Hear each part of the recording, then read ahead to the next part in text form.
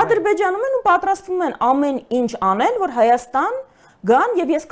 կանխատեսումը այո այն է, երբ թե Նիկոլ Փաշինյանը վերընտրվի, դա 300,000 թիվը ես չեմ պնդում, չեմ կարծում դա անիրատեսական թիվ է, դա Ադրբեջանի նարատիվն է, բայց որ ադրբեջանցիների կազմակերպած բնակեցում Հայաստանում լինելու է, թե Նիկոլ Փաշինյանը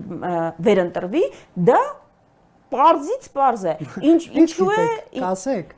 Գիտեմ, որովհետև ինչպես տեսնում էինք, որ Արցախի հարցում նշաձող իջեցնելը բերելու է, հանգեցնելու է սրան, հիմա նայում ես ու հասկանում ես։ Ինչ գիտեմ, որտեղից գիտեմ։ Ձեր գործընկերները, հետք լրատվականը, այսինքն հրապարակեց գաղտնազերծված փաստաթղթերը, որը ցույց է տալիս, որ ՀԿ որպես այդպիսին արևմտյան Ադրբեջան, որը Հայաստանը զավթելու ծրագիր է ու ադրբեջանցիներին Հայաստան բերելու գոյություն չունի։ Դա Ալիևի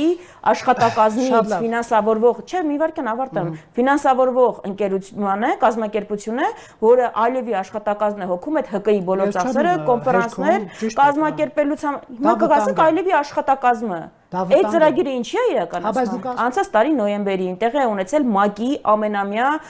ազգային փոքրամասնությունների գագաթաժողովը Ժնևում, որին մասնակցել են տարբեր երկրների ազգային փոքրամասնություններ, խոսել են այս խնդիրների մասին։